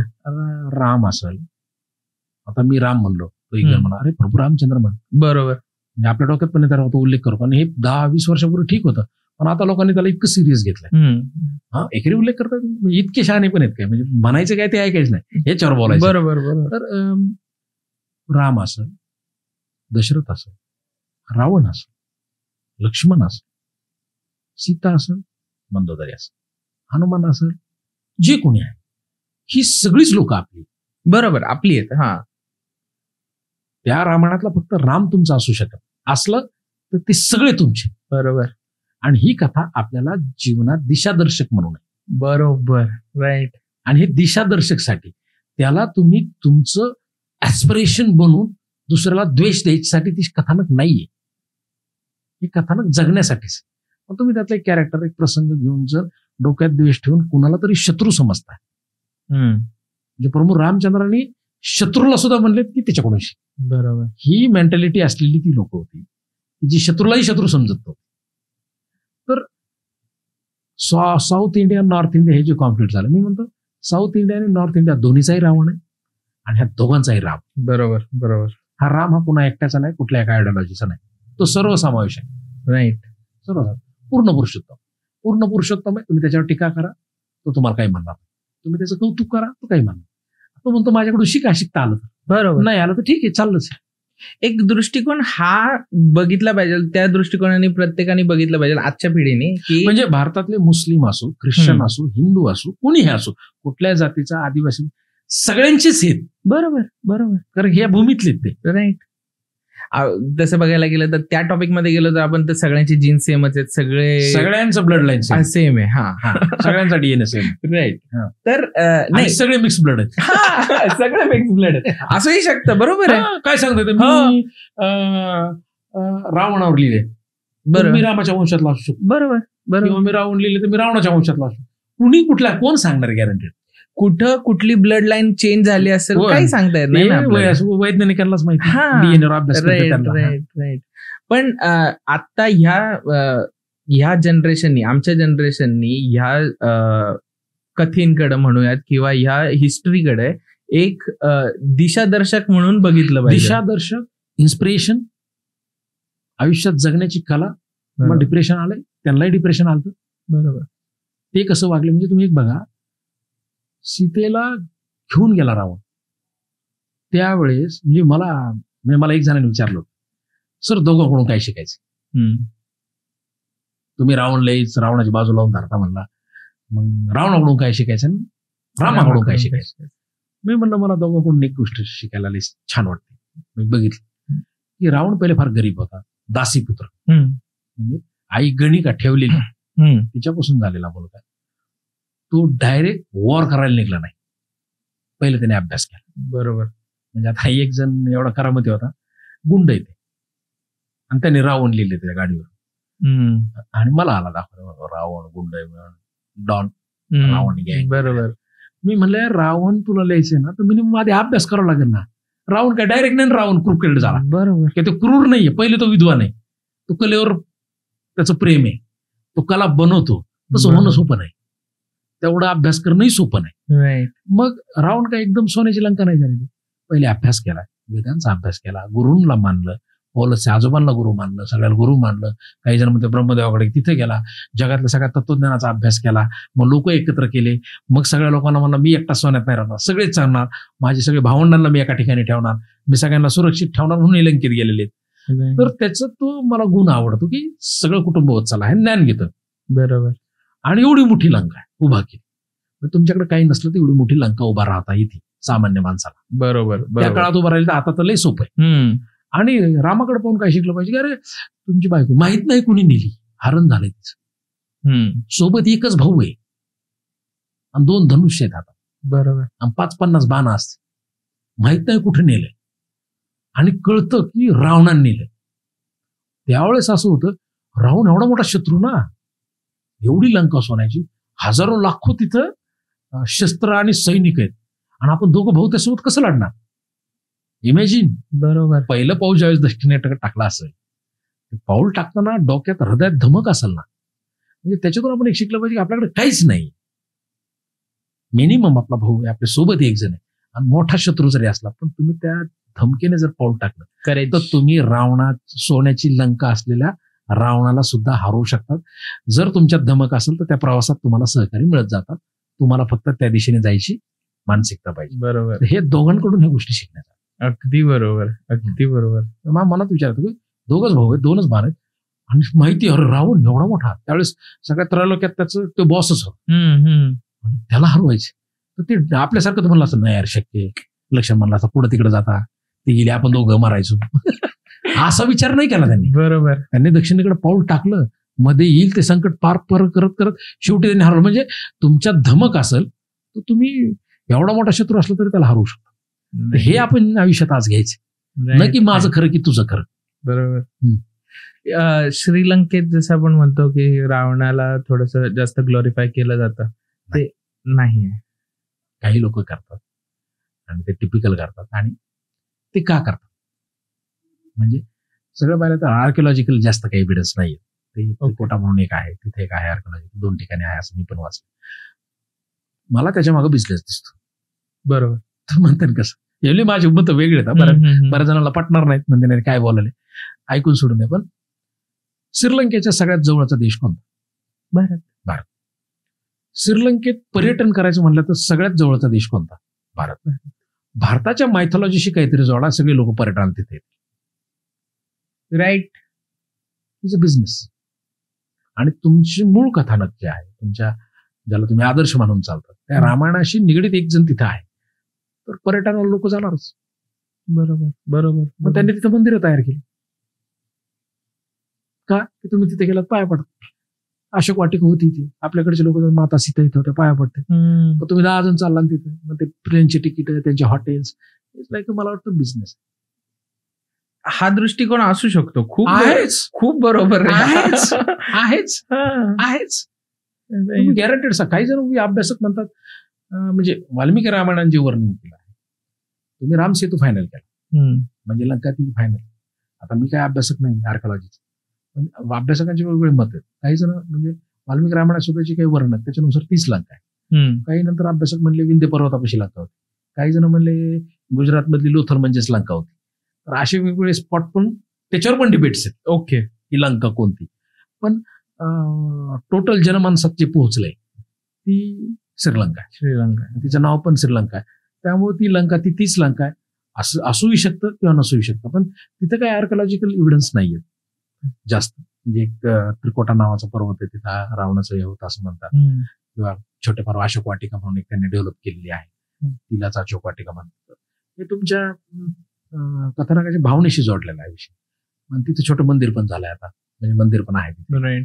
मंदिर आहे म्हणजे तुमचे पर्यटक जाणार. Like business.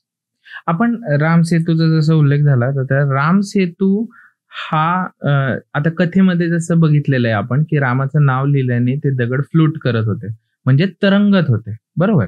आणि आताची राम सेतू जो बघतो आपण, तो थोडासा म्हणजे आतमध्ये आणि प्रॉपर ते 2 बेट कशी जुडले असतील तशानुसार जुडलेलं आहे ते.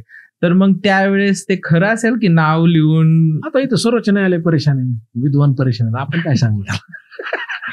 सगळे अभ्यासक परेशान आहे, ते होता का नव्हता. असू शकते, नसू नका. ज्यावेळेस सर्वोच्च न्यायालय निर्णय देईन की होता का नव्हता किंवा दिलंही असेल, मला काय माहित नाही, पण ते त्या विद्वानांनीच ठरवा, आपण ते काय सांगू शकतो नाही. पण त्याचा उल्लेख आहे, दगड तरंगत होते. काही जण म्हणतात वाल्मिकी रामायणातही उल्लेख आहे, त्याच्यात ते तरंगत नव्हते असं नाहीये, म्हणजे टाकलेत असे. भरलेत हा, म्हणजे भरलेत, दगड भरलेत, झाडांची खोडं भरलेत, असा उल्लेख. म्हणजे एका ठिकाणी तर असं आहे की ते बी कन्फ्युजन आहे की वाल्मिकी, म्हणजे याच्यात लय ठिकाणी कन्फ्युजन आहे. म्हणजे मी सांगू शकत नाही हेच खरं किंवा बरोबर, कुठला तत्वज्ञानी सुद्धा सांगू आपण अभ्यासक मेले अभ्यास करू बरोबर की म्हणलंय की तैराणी म्हणलंय. हा शब्द आहे तैराणी. तैराणी म्हणजे पोहत जाणे. हनुमान तैराणी म्हणलेलं आहे. नंतर तुलसीदास म्हणला तैराणी हवेत तैराणी. तैराणी हा हवेत उडत गेला असं म्हणत. काही ठिकाणी म्हणलं नाही, तो पोहत गेला. मग ते हनुमानाला का उडवलं काय माहिती, त्याला उडवलंय, हवेत उडवलं. हवेत काय उडत बिडत गेलेलं नाहीये. वाल्मिकी रामायण म्हणतो तैराणी. पण आपल्याला नाही का, आपली भूमिका काय आहे, आपल्याला ती ग्लॉरिफिकेशन आवडतं. बरोबर. उडत गेला तर उडत गेला. आता वालीला उचलायचं हवेत 500 फूट हवेत वर उचलीत नाही, उडे फेकला असता वाली मेला असता. रामचंद्राची काय गरज होती वाली मारायची, बरोबर, जर याला उडता येतो.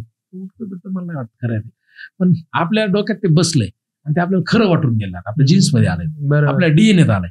डीएनएत आलंय म्हणलं ना करायचं कसं, ना करायचं. मग कुणालाही वाटलं उडत नव्हता. ते त्यावेळेस काही लोकांचा दृष्टिकोन असा आहे की त्यावेळेस हनुमानाला त्यांच्या शक्तीचं ज्ञान नव्हतं वगैरे वगैरे. ज्ञान नव्हतं कसं काय. आणि जर त्या दृष्टीने बघितलं तर आपण हेही म्हणतो की हनुमान लहान असताना सुरी गिळायला निघाले. मग आता कसं ज्ञान नव्हतं असं नाहीये. वाली खरंच शक्तिशाली होता, ही सगळे घाबरून होते त्याला. त्यामुळं मला तर वाटतं हनुमान काय असं फार काय रामाच्या प्रेमात नव्हता, तो सुग्रीवाच्या प्रेमात. ओके, बर. त्याला वाटत होतं की वाली जाऊन माझा मित्र राजा बनव. सुग्रीव ते कधी होणार आहे, त्याला वाटायचं की यार उद्या वालीला मारलं तर वालीचं सैन्य आपल्याला मारेल. बरोबर. जर आपण आता रामाला त्यांना मदत केली, यांनी वालीला मारलं, रावणाला जर मारलं तर सगळेच प्रॉब्लेम सॉल्व्ह झाले. कारण त्यांना असं वाटायचं वालीन रावण मित्र आहेत जिगरी. बरोबर. उद्या हे राम जो वापस गेला सीता मिळाली म्हणून, तर हे रावण सकाळी परत आपल्या दारात यायचं. राईट. मग ह्याच्यात ते नाही का म्हणून यांच्या थ्रू त्याला पण मारून टाका, असं झालेलं आहे असणे शक्यता आहे. असंही शकतं. बरोबर आहे. सुग्रीव काय सुग्रीवाला तर धमकी देतो लक्ष्मण.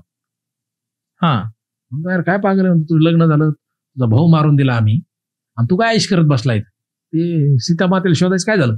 बरोबर. आणि मग तो हनुमानाला त्याला म्हणतो जा त्यांचं काम करा तेवढं, असं झालं. हा एक दृष्टिकोन असू शकतो. अगदी बरोबर. हनुमान आणि सुग्रीव जिगरी दोस्त होते, त्यांना काही घेणं नव्हतं. पण त्यांना काय झालं, तो शब्द गेला होता की तू वालीला मार, आम्ही सीता माता शोधायला मदत करू. त्याच्यामुळे ते पॉलिटिकल बरोबर. त्या दृष्टीने बघितलं तर ते पॉलिटिकल ऍडजस्टमेंट होती. राईट. आणि जसं तुम्ही म्हटलात की वाल्मिकी रामायणामध्ये तैरणी म्हणजे लय वाद आहे. हा पोहून गेले म्हणले ह्यांनी म्हणले तैराणी नाही, तैराणी हवेत तैराणी. हा हवेत तैराणी म्हणजे मग हवेत नाही. राईट अगदी बरोबर. हवेत नाही कोणाला उडता आलं. मग परत असं होतं, नाही हनुमानांना उडता येत होतं, ते दैवी होते, म्हणलं की संपलं. मग हे असं म्हणता येईल सर की पराक्रमी होते, सगळे पराक्रमी होते, पण ही माणसं होती. हा माणसं होती, ही आपल्यासारखीच होती. आता ही आपली पूर्वजच होती. आपण कसं म्हणतो की देवासारखा धावून आला, तर ते तशा पद्धतीमध्ये एक गोष्ट कोणीतरी कोणासाठी तरी केली, बाबा देवासारखा धावून आला, पण त्याला देव म्हणायचं. हा, आणि मग ते नंतर लहान मुलगा ऐकला देवासारखा धावून आला, तर हा बाबा देव काका देव होता. तसं ते असंच धावून आला, म्हणजे ते पळत आला, पण म्हणा असा धावून आला, हवेत धावून आला. राईट. अगदी. आत्ताच्या आपल्या चर्चेमध्ये त्याच्यामध्ये आणखीन एक गोष्ट लक्षात येते की विभीषणाने जसं तो प्रसंग होता ज्याच्यामध्ये लास्ट रावणाचं दहन वगैरे रावणाला मारलं जातं. हा, तर त्याच्यामध्ये विभीषण ज्यावेळेस रामाला सांगतो की बाबा तू धड किती कापशील तरी ते हे होणार नाहीये, आणि तू इथे ते बाण मार वगैरे, तर ते मारलं सांगितलं नसतं तर रामाला रावणाचा वध करताच आला नसता. ते युद्ध जर बघितलं तुम्ही, मेन जिथं हारले, आपण आजही म्हण येते घर का भेदी लंकाड आहे, तर ती याच्यासाठी की विभीषणाची मानसिकता अशी होती. म्हणजे बघा, ती मला त्या प्रसंगाचे मी बऱ्याचदा वेगवेगळ्या डायमेन्शननी वाचलं ते. मला हा प्रश्न पडला की विभीषण रावणाला सोडून गेला, तो का गेला असं. बरोबर. सगळ्यात महत्वाचं की मी म्हणलं ना, ते ट्रान्झिट मध्ये होते त्यावेळेस सत्ता परिवर्तनाच्या. रावण म्हणायचं मला महादेवाचं भक्त व्हायचंय, आता मला हे काही नको, आता सगळे सुखात आहेत. मग नेक्स्ट राजा कोण. बरोबर.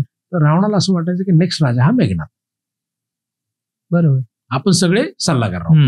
विभीषण म्हणला नाही, नेक्स्ट राजा मी.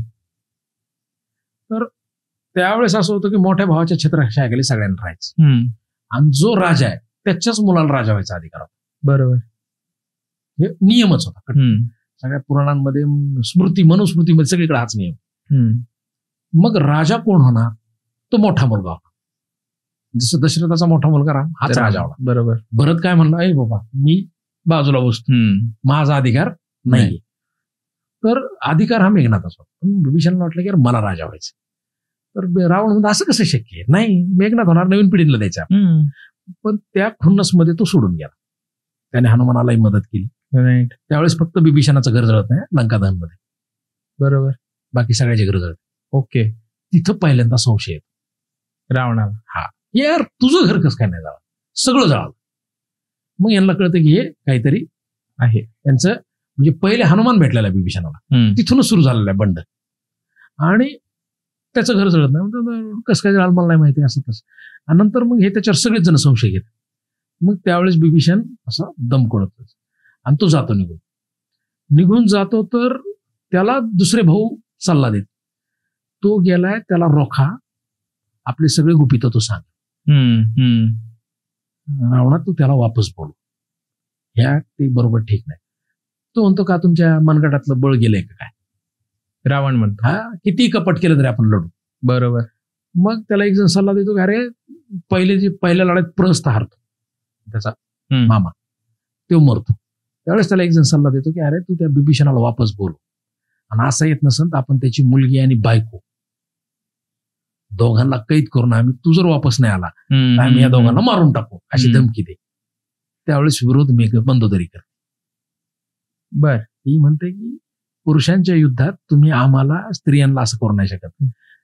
ती शर्मा जी आहे विभीषणाची बायको आणि त्रिजटा मुलगी ह्या स्वतःहून इथं राहिलेल्या आहेत, त्या विभीषणासोबत गेलेल्या नाहीयेत. त्यांना आपल्यावर विश्वास आहे आणि तुम्ही त्यांनाच कैद करा. मग तो म्हणतो ठीक आहे, नाहीतर त्यांना विभीषणाला वापस आणणं लय सोपं होतं. बरोबर. तलवारी ठेवल्या असत्या ना, राईट, ह्या दोघीला मारू वापस येऊन. मग हा बिभीषण जातो तर बिभीषण सगळं सांगतो. यांचे ते म्हणतात ना बेंबीत बाण मारला, तर बेंबीत नाही, ते मरतच नव्हते, तर तो म्हणला इथपर्यंत चिलखत घालतात मला. बरोबर. इथं मारू नका, चिलखतावर बांधला आणि खाली पट्टा असतो, पट्टा आणि चिलखताच्या मधली जागा तिथंच मारा. हा, त्याच पोर्शन मध्ये जर तुम्हाला बाण मारत नाही तर ते मारणार नाही. मग हे म्हणते ठीक आहे. मग पहिल्या लढाईत हारते ते, राम लक्ष्मण सगळे हारते. मग हे सगळे डावपेच सांगायला सुरू करतो हे शस्त्र कोणते घालते, आयुध कोणते घालते, कोणाची काय कमजोरी. इव्हन मेघनाथाला त्यावेळेस कुणालाच हरवणं शक्य नव्हतं. इव्हन तो लक्ष्मण ह्यांची मेघनाथाच्या युद्धाचं वर्णन कसं आहे, मेघनाथ हनुमान आणि लक्ष्मण दोघाला हरवत युद्धात. हा, दोघं घायाळ.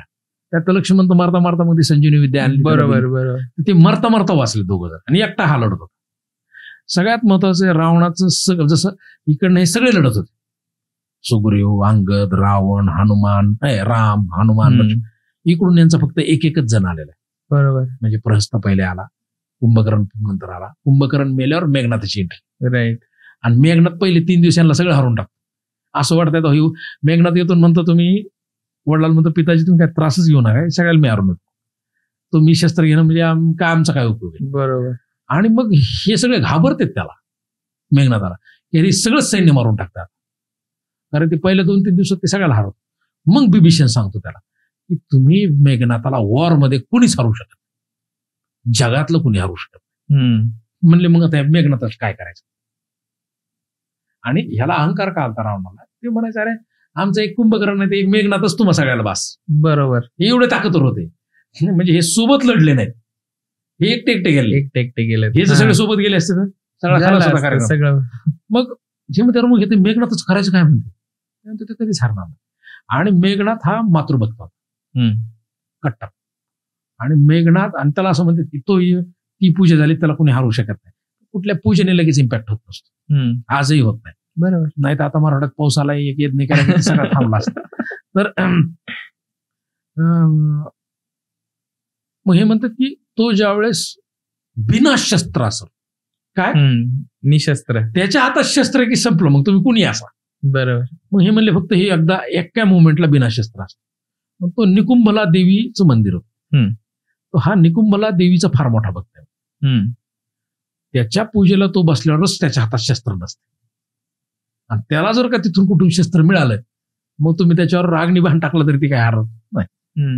मग हा ज्यावेळेस पूजेला बसतो आणि डोळे झाकतो आणि देवीच्या मंत्रात तो लीन होतो, मातेसमोर लीन होतो, त्यावेळेस बिभीषण लपून त्या जागेवर जातो आणि बिभीषण लपून लक्ष्मणाला दाखवतो, तू तू तू लक्ष्मण, आणि म्हणतो आत्ताच मारतो, डोळे झाकलेला आहे, आत्ताच मारतो, डोळे बेसावध आहे. आणि मग लक्ष्मण बाण काढून त्याला मारतो आणि तो मरताना काय म्हणतो मेघनाथ, त्याला बाण लागतो तर ते असं जागृत होतो, वेदना झाल्या असतात. तो असं बघतो तर त्याला दिसतो लक्ष्मण आणि बिभीषण. तर तो बिभीषणाला म्हणतो अरे तू माझा चुलता आहे रे, सखा चुलता आहेस तू, तुझा भाऊ आहे राव, आणि आम्ही लंकेतली प्रजा सगळी तुझ्या आप्त आहेत रे, तू पुतण्याला मारण्याचं तुला कसं काय गौरव आणि शौर्य कसं काय वाटतंय, तुझ्या एवढा नीच मी पाहिला नाही, हा शब्द प्रयोग, तुझ्या एवढा नीच मी पाहिला नाही, जो की आपल्या ज्या पुतण्याला तू लहानपणापासून मांडीवर घेतलं त्याची तू अशी कपटाने हत्या करायला लावलीस. त्यावेळेस मेघनाथ लक्ष्मणाला दोष देत नाही, का नाही, ते म्हणतो तो शत्रूच आहे ना. बरोबर. तो दोष कोणाला देत, बिभीषणाला. मरताना सुद्धा रावण दोष रामाला नाही देत, बिभीषणाला, कारण की ही फेअर वॉर नाही. फेअर वॉर जर असती तर एकटा मेघनाथ सगळ्यांना भारी पडला. बरोबर. आणि तो तसं भारी पडत म्हणूनच त्याला आणि काही लोक त्या कपटाचं सुद्धा ग्लोरिफिकेशन करतात, त्याचं वाईट. म्हणजे त्यावेळेस असं म्हटलं जातं की रामायणचं जे युद्ध होतं ते खूप एक काय म्हणत आपण, एक प्युअर युद्ध झालं ते. प्युअर कुठे? हे प्युअर कसं सगळं बघता मग ते प्युअर नाही ना. म्हणजे तुम्ही देवीच्या पूजेत बसला, डोळे झाकलेले आणि डोळे झाकल्यावर बाण मारतात. म्हणजे ते इतके घाबरते ते बिभीषण त्याला, ते म्हणतो की त्याचे डोळे उडा असताना मी दिसायला नको, चुकून हुकून जर वाचलं तर ते मला मारेल. एवढी भीती असते त्याच्याबद्दल. बरोबर. म्हणजे तो, आणि त्यावेळेस तो बेंगडात फक्त बिभीषणाला दोष देतो फार. आणि तो हा शब्द आहे, तुझ्या पुतण्याला, तुझ्या भावाला तू कुणाचाच नाहीस. बरोबर. आणि असं कपटाने त्याला फार वाईट वाटतं. असं श्लोक पण तसा आहे की त्याला फार वाईट वाटतं मेघनाथ. म्हणजे त्याला ते गिल्ट नसतं की तो मारायला. बरोबर. त्याला त्या वृत्तीची वाईट वाटतं बिभीषणाला. म्हणून बिभीषण हा म्हणजे रावण खलनायक आहे का तर मी म्हणत नाही, बिभीषण सगळ्यात मोठा खलनायक. आपल्या घरात बिभीषण नसावा. बरोबर, अगदी बरोबर. या स्टोरीचं खूप एक इन डिटेल जर तुम्हाला सगळ्या गोष्टी पाहायच्या असतील तर रावण कादंबरी आहे आणि ती सगळीकडे अवेलेबल आहे, अमेझॉन वरती अवेलेबल. म्हणजे ती पायरेसी मार्केटमध्ये नाही, म्हणजे तुम्ही ऑथेंटिक ह्याच्यातूनच घ्या. आणि तुम्ही आणि विशेष म्हणजे त्या कादंबरीवर मी एक रस्ता ठेवलाय, कोणाला नाही आवडलं तर माझं खोडा, मला चूक म्हणा, मी बदलायला तयार. राईट. मत बदलायला तयार. प्रूफ द्या, पटवून द्या. बरोबर, मी बदलायला तयार. मी काय फार असं स्टिक नाही. आणि मी जे बोलतोय ते खरंच असं नाही. उलट जे कोणी हे व्हिडिओ बघते त्यांना मी सांगेल की जर तुम्हाला रामायण आणि रामकथेतून काही शिकायचं असेल, ओरिजिनल रामायण वाचा. बऱ्याचशा गोष्टीचा आपल्याला अंदाज नाही. मौखिक कथेवर विश्वास ठेवू नये. सरांच्या बुकचं एक लिंक तुम्हाला डिस्क्रिप्शन मध्येही मिळेल, तुम्ही तिथूनही बुक बाय करू शकता. आणि खूप शिकण्यासारख्या गोष्टी तुम्हाला कादंबरीतून वाचता येतील, तर ते नक्की वाचा. आणि आपण असं म्हणूयात की जर लोकांना किंवा आमच्यासारख्या युथला आत्ता रावणाच्या आयुष्यावरनं जर काही शिकायचं झालं, कारण की खूपदा त्याला एक असं म्हटलं जातं की मिसअंडरस्टूड हिरो पण म्हणू शकतो आपण त्याला. तर त्याच्या आयुष्यावरती आपल्याला काय शिकता येईल त्याच्या आयुष्यावर? मला एक शिकता येईल की सगळ्यात महत्वाचं एकच गोष्ट मला फार आवडते रावणाची, ती की जर त्याला कुणाचा राग आलाय, लहानपणीचा आलाय, तो डायरेक्ट वॉर मध्ये गेला नाही. तो सगळ्यात पहिले एक की त्याचं त्याच्या आईवर खूप प्रेम होतं. बरोबर. आपल्या आईवर प्रेम पाहिजे. सगळ्यात महत्वाचं, तुम्हाला कुठलाही लढा लढायचा आपल्याला किंवा कुठं प्रतिशोध घ्यायचा आहे म्हणा किंवा कुणाला तरी करून दाखवायचं, तर त्याच्यासाठी पहिली स्टेप आहे अभ्यास. बरोबर. तर रावणाकडून शिकण्यासारखी त्यांनी खूप अभ्यास केला. आपल्याला यंग जनरेशनला हे सांगायचं मला की ज्यावेळेस आपण कुठली निर्मिती करतो किंवा काही आपलं एक स्वप्न आहे आयुष्यात मोठं, जे काही आपलं स्वप्न, जे काही अचीव्ह करायचं, त्याच्यासाठी बेसिक आहे आपल्याला आपला सध्या हातात जे काही अभ्यास आहे, जो काही कंटेक्स्ट आहे, तो वाचला पाहिजे. माणसाने वैयक्तिक बंडखोर असलं पाहिजे विचारायचे. आपल्याला प्रश्न पडले पाहिजे. त्यांनी नुसते प्रश्न नाही पडले पाहिजे, तर त्याची उत्तरं मिळवण्याची तयारी पाहिजे. आणि एक गोष्ट लक्षात ठेवायची की आपण कुठेही असलो, किती वाईट परिस्थिती असली तरी आपली लंका सोन्याची होऊ शकते. आणि रावणाकडून अजून एक शिकायचं की आपली लंका सोन्याची झाल्यावर लय अहंकार नसतो करायचा. हे अगदी बरोबर आहे. लंका सोन्याची झाल्यावर सुद्धा अहंकार नाही करायचं. राईट. अगदी बरोबर. On that note, first of all तर थँक्यू सर, तुम्ही पॉडकास्टवरती आलात आणि एवढ्या इम्पॉर्टंट टॉपिक आणि एवढ्या इम्पॉर्टंट गोष्टीवरती लोकांना मार्गदर्शन केलं. मार्गदर्शन नाही, माहिती आहे, आपण आपलं मत मांडलं. येस, आपण ही रॉच चर्चा असंही प्रत्येकाला असंच आणि समजून सांगितलं. चर्चेत असं की मला एखादं मत माझं बनलंय वाचून अभ्यास, मला कुणी ते दाखवून दिलं की तुमचं चूक आहे, तर मी त्याची माफी मागतो. हा यार, माझं चुकलंय. नाही, आणि ही एक आय डोंट नो, मी माझ्या स्वतःच्या ह्याच्याने बोलतोय की दुसरे लेखक असतील किंवा इतिहासकार असतील तर मला त्यांचं हे माहिती नाहीये, पण ते एवढे फ्लेक्झिबल नसतात. मला एवढं रामायण वाचून मला इगो आला तर समजायचं मी शून्य. राईट.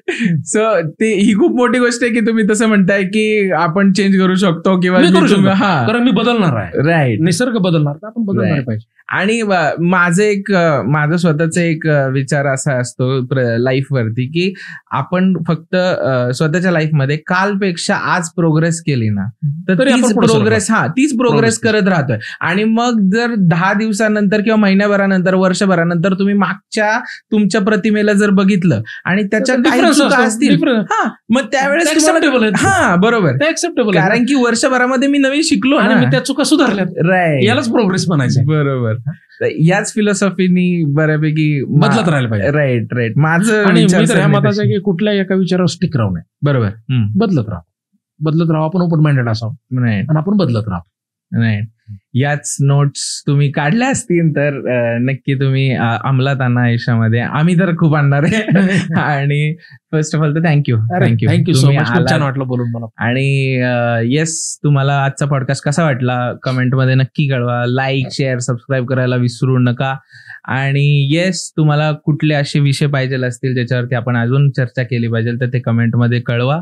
आपण भेटत पुढच्या एपिसोडमध्ये. तोपर्यंत थँक्यू. थँक्यू.